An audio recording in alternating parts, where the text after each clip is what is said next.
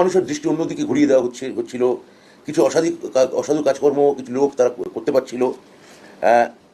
এবং এটা আমরা ধরতে পারি যে কাণ্ড পরীক্ষার্থীরা পরিকল্পনা করে কিন্তু করছিল না, বাইরের কিছু র্যাকেট বা গ্যাং এইটা তাদের দিয়ে বাইরে থেকে তাদের করাচ্ছিল।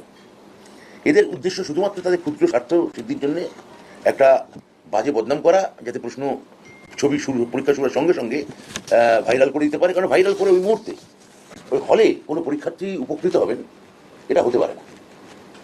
ও বাইরে ভাইরাল করছে, কিন্তু ভেতরে কি সত্যি কোনো পরীক্ষার্থী উপকৃত হচ্ছে? যে হোয়াটসঅ্যাপ করে ওটা পাঠাচ্ছে হচ্ছে না, এটা পরীক্ষার্থীদের বোঝা উচিত।